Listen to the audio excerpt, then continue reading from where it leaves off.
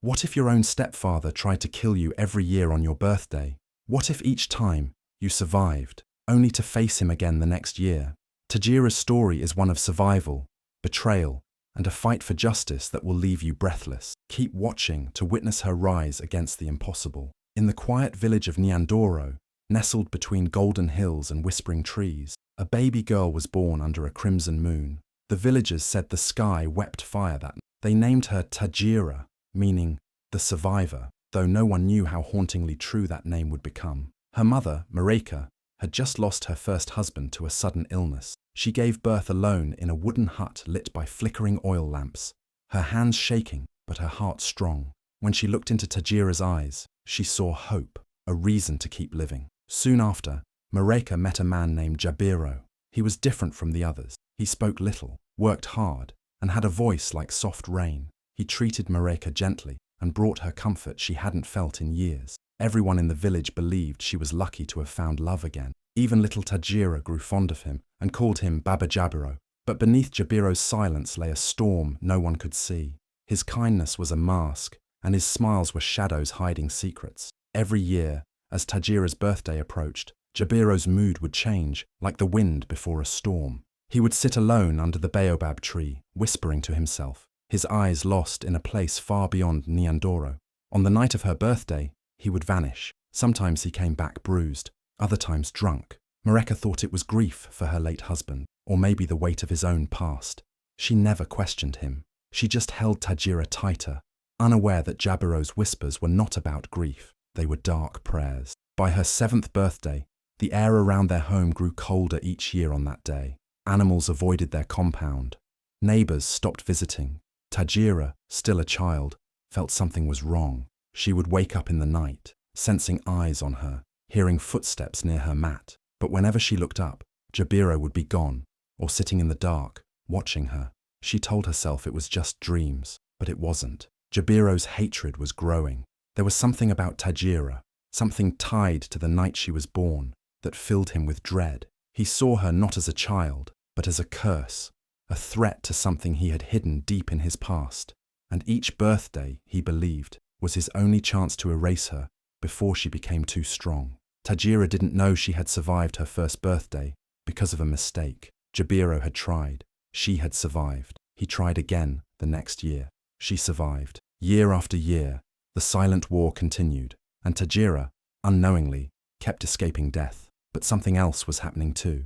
With each failed attempt, Tajira grew stronger, not just in body, but in spirit. Her dreams began to show her things. Her eyes started to see through shadows. While Jabiro drank to silence his demons, Tajira began hearing whispers of truth in the wind. The girl who was born under the crimson moon was not just a survivor. She was becoming something more, and Jabiro, deep down, knew it.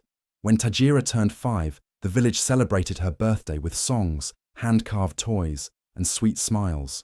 Children danced under the sun, and Mareka hugged her daughter tightly, thankful for another year of life and laughter. But behind the scenes, Jabiro was watching. His face was calm, but his eyes burned with a quiet storm. That evening, as the sun dipped low and painted the sky with orange fire, Jabiro approached Tajira with a wide smile that didn't reach his eyes. "Come, my daughter," he said softly, holding out a wooden bowl filled with warm, sweetened milk, "a gift from your stepfather." Tajira, tired from all the play and laughter, reached for the bowl with innocent joy. She didn't notice the way Jabiro's hand trembled slightly. She didn't see the way he looked away as she brought the bowl to her lips. She drank quickly. It was sweet, too sweet. The taste lingered strangely in her mouth. Minutes later, Tajira's tiny hands began to shake. Her legs buckled under her. Her eyes rolled back, and she collapsed onto the ground in front of everyone. Screams broke out. Children scattered. Mareka dropped to her knees, shouting her daughter's name, tears spilling down her face. Panic swallowed the celebration. People ran for help. That's when Mama Penda, the village herbalist, pushed through the crowd. She was an old woman, sharp-eyed and wise, feared by some and respected by all. She knelt beside Tajira, sniffed her breath, and immediately called for a specific root, dark, bitter, and rare. "She's been poisoned," Mama Penda whispered, her voice cold and certain. Her eyes snapped toward Jabiro, narrowing. "What was in that milk?" Jabiro's reaction was swift, too swift. He burst into tears, grabbed Mareka, and shouted, "It must have been a scorpion! Maybe one crawled into the cup. I didn't see it, I swear!" His voice shook. He wept. He tore at his clothes. It was a perfect act, too perfect. Mareka, confused and afraid, clung to his words. Her heart didn't want to believe what Mama Penda had said. She held on to hope, on to denial. "It must have been an accident," she said, her voice trembling. Tajira was saved that day by the bitter tea Mama Penda poured into her mouth, drop by drop. Hours passed before she opened her eyes, weak and disoriented. She lived, but something had changed. That night, while everyone slept, Mama Penda sat outside their hut, staring into the darkness. "That man," she murmured to the wind. "He hides something terrible." And inside, Jabiro sat in the shadows, watching Tajira breathe, his jaw clenched tight. His plan had failed, but he would try again. He always would. A year passed, and Tajira turned 6. The village of Nyandoro lit up with joy once again. It was tradition to celebrate with music, drumming, and bonfires. That night, flames danced high into the air as children ran with laughter, and elders told stories under the stars. Mareka was busy preparing food, smiling as she watched her daughter play. But Jabiro had vanished from the crowd, as he always did when the moon rose on Tajira's birthday. While no one was watching, Jabiro called softly to Tajira. "Come, my girl, I need your help in the goat hut." Innocent and eager to please, she followed him, unaware of the danger hiding in his eyes. The goat hut was small, built with old wood and dry straw. Once Tajira stepped inside, Jabiro slammed the door shut and dropped the heavy wooden beam across it. She called out, confused. Then she heard the slosh of liquid hitting the walls. Palm oil, thick, sticky. Then came the spark of flint, the crackle of fire. In seconds, flames swallowed the sides of the hut. Smoke filled Tajira's lungs. She screamed, pounded on the door, called for her mother. The fire grew louder than her voice. The heat was unbearable. Her cries mixed with the hiss of burning wood. But just outside the village path, Obajo, a hunter returning late from the forest, heard something, faint screams, high-pitched and panicked. He dropped his bow and ran toward the sound. When he saw the hut in flames, he didn't hesitate. He pulled his knife, slashed through a side wall, and burst through the smoke. He found Tajira curled in a corner, coughing, eyes wide with terror. He scooped her up in his strong arms and burst back through the fire, emerging into the night like a shadow reborn. The villagers screamed in shock. Mareka ran, collapsing at her daughter's side. Tajira was alive, but barely. Jabiro appeared seconds later, breathless, acting surprised. "Spirits," he muttered, eyes wide. "They must have set the fire. The hut, it must have been cursed." Obajo stared at him for a long time, suspicious. Mama Penda arrived too, her eyes sharp as always. But Mareka clung to Jabiro's story, desperate to believe it. "Our ancestors must be angry," she whispered. It wasn't Jabiro. It couldn't be. But Tajira, she was beginning to understand. She lay in bed that night, covered in burns and fear, staring into the thatched ceiling. 2 times, 2 near deaths, and always on her birthday. She didn't know why, but she knew one thing clearly now. It wasn't spirits. It wasn't scorpions. It wasn't curses. It was Jabiro. And next time, she might not be so lucky. The morning after the fire, the village of Nyandoro buzzed with whispers. Some said the spirits were angry. Others said something darker lived among them. Mareka, clinging to hope, took Tajira to the edge of the village, where the oldest and most mysterious man lived, Elder Kamburu. He was blind, older than any living soul in Nyandoro, and spoke in riddles that often came true. They said he could hear the voices of the ancestors and see through the lies of men. Elder Kamburu sat beneath a baobab tree, silent, still, almost part of the earth itself. As Mareka approached, holding Tajira's burned but healing hand, he turned his face toward them, though his eyes saw nothing. He lifted a trembling hand and gestured for Tajira to come closer. The child stepped forward, nervous but brave. He placed his wrinkled palm gently on her forehead. The moment his skin touched hers, his entire body froze. His eyes, though blind, widened. His lips parted and a soft gasp escaped. "This child," he whispered, his voice trembling like wind through dry leaves, "walks with spirits. She has survived death twice. She is not just a child, she is a bridge between worlds." Mareka held her breath. Elder Kamburu continued, voice low but sharp, like a drum beat in the night. One day, she will either destroy great evil or be destroyed by it. There is no middle path. The fire around her will rise again. Mareka knelt beside him, tears in her eyes. What do I do? She's just a child. My child. Kamburu turned his face to her and said, Keep her far from Jabiro. That man is cursed. I smell darkness on him. I hear whispers when his name is spoken. He is not her protector. He is her shadow. Mareka's lips trembled. Her heart wanted to believe the elder, but her love for Jabiro pulled stronger. She remembered the man who once held her gently, who helped raise Tajira, who wept when the child nearly died. She shook her head slowly. He is her father now, she whispered. He has made mistakes, but he loves her. Kamburu's face tightened. No, he said, voice like thunder rumbling in a dry sky. He is her executioner. But Mareka turned away, clutching her daughter, eyes full of doubt and sorrow. She thanked the elder, but his words pierced her heart like thorns. Tajira, still silent, looked back at Kamburu as they left. He was still, hand raised slightly, as if reaching through time. From that day, Tajira's dreams changed. She began to see fire, blood, a mask with no eyes, and always the voice of the old man echoing in her mind. Destroy evil, or be destroyed by it. Tajira's 7th birthday came with dark clouds. Mareka had planned a quiet celebration, but Tajira no longer felt safe. The nights had become colder, Jabiro's stares darker. She had learned to stay alert, to listen closely, to trust her instincts. That morning, Jabiro offered to take her to the river, saying there was something special he wanted to show her, a surprise. He led her through the winding forest path, further than usual, to an old rope bridge that hung over a deep gorge. The river below roared with a voice of its own. Tajira hesitated, sensing something wrong. Jabiro smiled too much. His hands trembled. Go on, Tajira, he said. Cross it. There's a gift waiting on the other side. But as she stepped forward, the rope under her foot snapped. Her eyes widened. She jumped back just in time, watching as the entire bridge gave way and crashed into the river below. Jabiro shouted, pretending to be shocked. But Tajira saw through him now. She didn't scream. She didn't cry. She turned and ran, deep into the forest, as fast as her legs could carry her. That's when she saw it. A strange crack in a hillside covered by vines. Something pulled her toward it. She crawled through the opening and found herself inside a hidden cave. The air was cool, the light dim.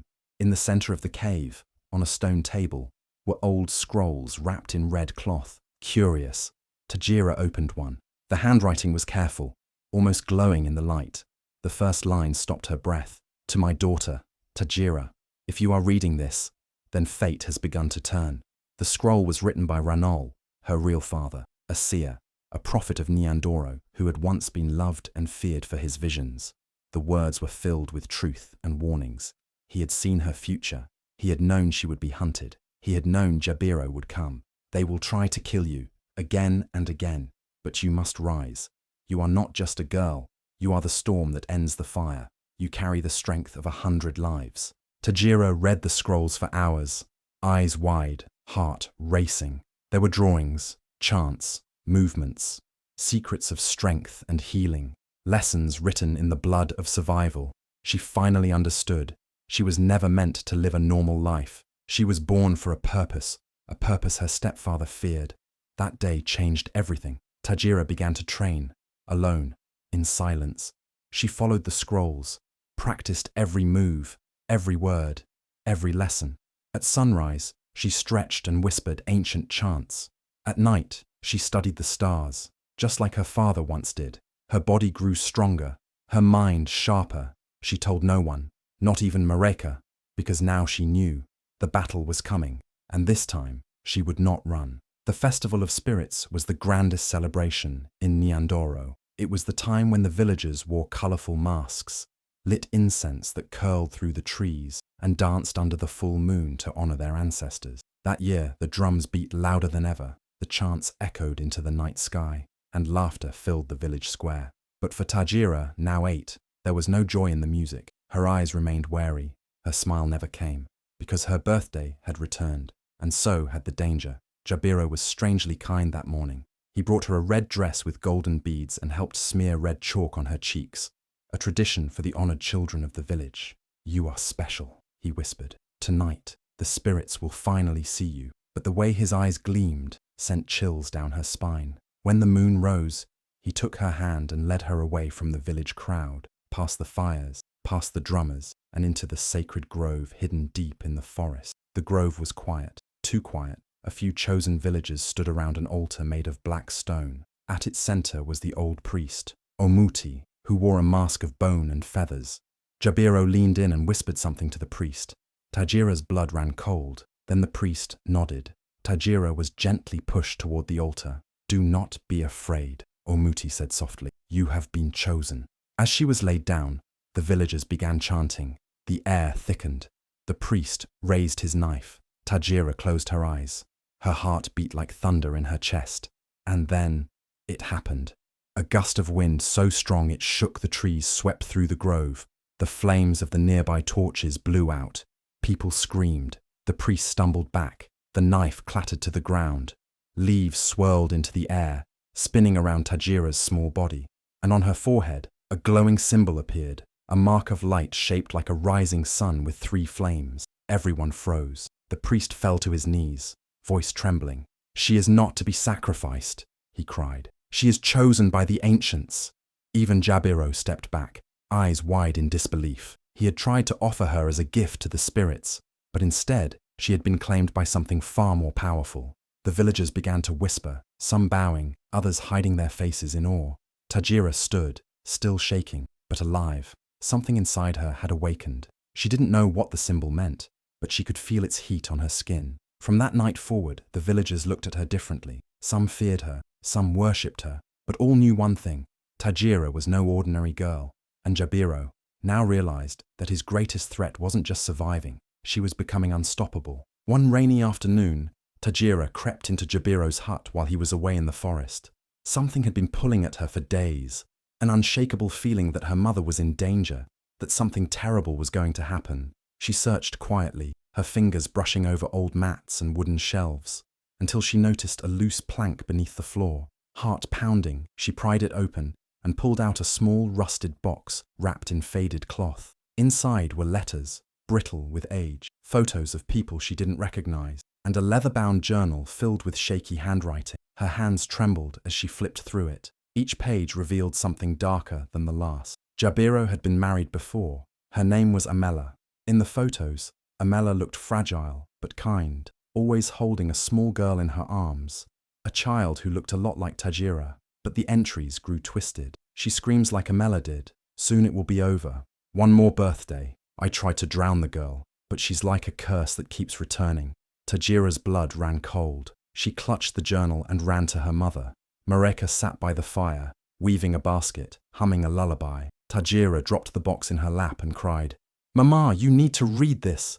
Mareka's eyes scanned the pages. Her lips parted, hands shaking. "He lied to me," she whispered. "All these years, he lied." That night, Mareka confronted Jabiro. Her voice echoed through the hut walls. "You lied to me. You're a murderer." "I did what I had to," Jabiro shouted. "She was never mine. She brought ruin. She was born cursed." "You tried to kill her again and again," Mareka screamed. "And now I know everything." Neighbors said they heard glass breaking. A scream, then silence. By morning, Mareka was gone.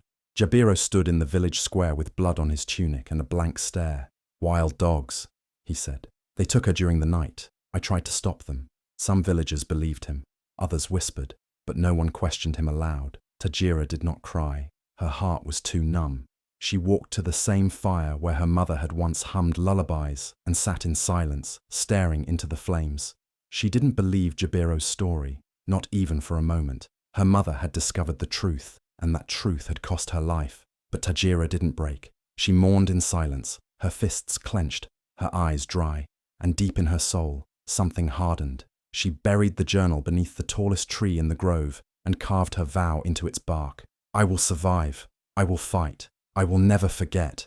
Because now it was no longer just about birthdays, no longer just about survival. It was about justice, and it had only just begun. The sun rose gently over Nyandoro on Tajira's 10th birthday, painting the sky with golden streaks. Birds chirped cheerfully, and the villagers bustled with life, unaware of the dark plot that brewed once again. Jabiro, wearing his most charming smile, called out to her, his voice sweet like honey. "Tajira, my daughter," he said softly, "come with me. I have something special for you in the forest."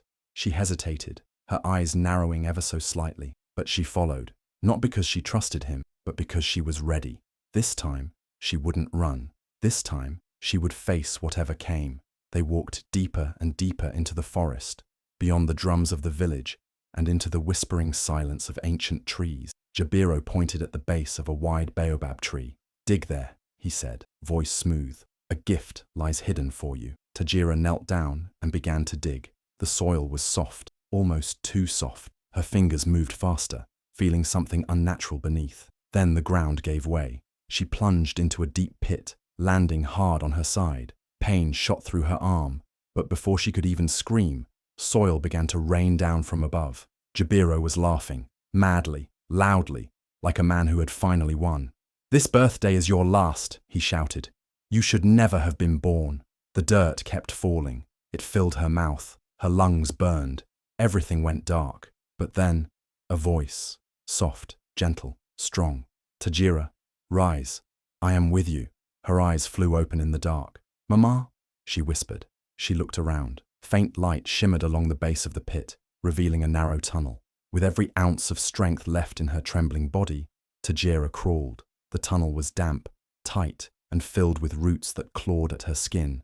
But the voice kept guiding her. "Courage, my daughter. You are not alone." She didn't know how long she crawled. Minutes, hours. But when she finally pushed herself out of the other end, she was by the riverbank, mud-covered, bruised, and breathing like a storm, but alive. She looked up at the sky and whispered, "Thank you, Mama." Jabiro thought he had buried her forever, but he didn't know that Mareka's spirit had never left her. It lived in her bones. It burned in her blood. And now, it had brought her back from the edge of death. Tajira stood, shoulders straight, heart steady. She wiped the mud from her eyes and stared in the direction of the village. No more hiding, no more running. Her final birthday had come and gone, but she had survived once again, and now it was Jabiro's turn to fear. Jabiro returned to the village, his face twisted with a strange, nervous energy. He told the villagers that Tajira had run away, that she was lost and gone forever. But even as he spoke, his eyes darted around, constantly searching the shadows, as though he feared they might swallow him whole. He tried to smile, to maintain the illusion that he was in control, but his words were hollow. The truth was, something had changed. Tajira was not gone. She was still watching him.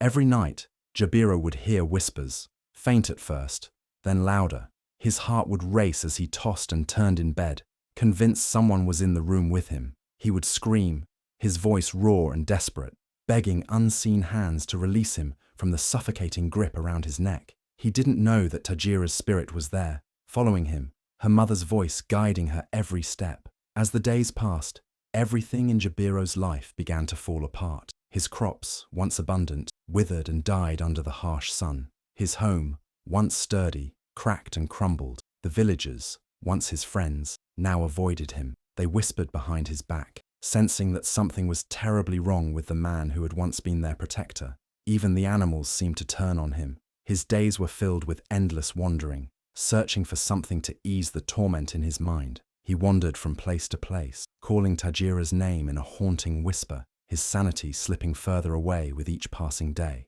He would sleep under trees, too afraid to go back to his crumbling hut, too terrified of the shadows that seemed to follow him wherever he went. Then, on Tajira's 15th birthday, something inevitable happened. The villagers found him. Jabiro was lying under the old altar in the forest, his body stiff, eyes wide with terror, his hands clenched as if trying to fight off an invisible force.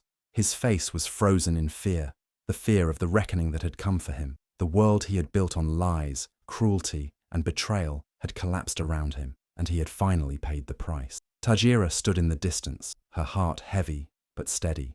She had known this moment would come, but it didn't bring her joy. Jabiro's downfall was not her victory. It was the result of his own choices. She watched from afar, her gaze unwavering as she took in the scene before her. Then, without a single tear, she turned away. The village would whisper about Jabiro's madness, about his twisted end, but Tajira would not be part of their pity. She had survived his cruelty, and now she was free. Tajira returned to Nyandoro, But she was no longer the frightened little girl who had once been trapped in Jabiro's cruelty. She had grown, both in strength and wisdom, and now her eyes sparkled with a power that no one could ignore. She walked through the village, her presence commanding respect, not through force, but through the quiet confidence of someone who had faced unimaginable horrors and emerged victorious. Her hands, once small and fragile, now healed the sick. She became the healer the village had always needed, using the ancient knowledge her true father had left behind. Her skills were unmatched, and soon, even the most powerful chiefs sought her counsel. But it wasn't just healing that marked Tajira's rise. She built shelters for orphaned girls, offering them a place to find safety, love, and purpose. She became a protector, a mother to those who had lost their own. The villagers who had once whispered in fear of her father now sang songs of her strength and compassion. Her name spread far and wide, and tales of her survival, her bravery, and her unbreakable spirit became the stories mothers told their children at night. The legend of Tajira grew with each passing year. People from neighboring villages came to her for guidance, to seek her wisdom, and to witness the miracle that was Tajira, the girl who had survived death not once, but over and over again, and had emerged stronger each time. Her story was not just one of survival. It was a story of conquering the darkness with a light that could never be dimmed. She had become more than a woman. She was a symbol of hope, of resilience, and of justice. Every child in Nyandoro knew her name. They knew the story of the girl who had defied her stepfather's evil and watched him fall by his own hand. They knew how she had risen from the pit of despair, not only to survive, but to become a beacon of change. Tajira was no longer just a survivor. She was a queen, a leader, and a legend whose legacy would live on for generations. And as the sun set on the village, casting a golden glow over the land she had saved, the narrator's voice echoed softly in the background, a reminder of the power within us all. When darkness rises, sometimes it's not strength that defeats it. Sometimes it's the refusal to break. Tajira did not just survive, she conquered. Tajira's story is a powerful reminder that no matter how dark the world may seem, there's always a light within us that can never be extinguished. Her courage, strength, and unshakable spirit inspire us to keep pushing forward, even when it feels like everything is against us. Just like Tajira, we all have the power to rise above the struggles and overcome the darkness that life throws our way. Her journey proves that survival isn't just about living, it's about thriving, conquering, and turning pain into purpose. If you felt inspired by Tajira's incredible story, please give this video a thumbs up and share it with someone who needs to hear it. Let her strength spread to those who need it most. And if you want to hear more stories that remind us of the power of hope, resilience, and the human spirit, don't forget to subscribe to our channel. Thank you for watching and for being a part of this amazing journey. Together, we can all find the strength to rise and make our own legacies, just like Tajira did. Keep fighting, keep believing, and remember, you are unstoppable.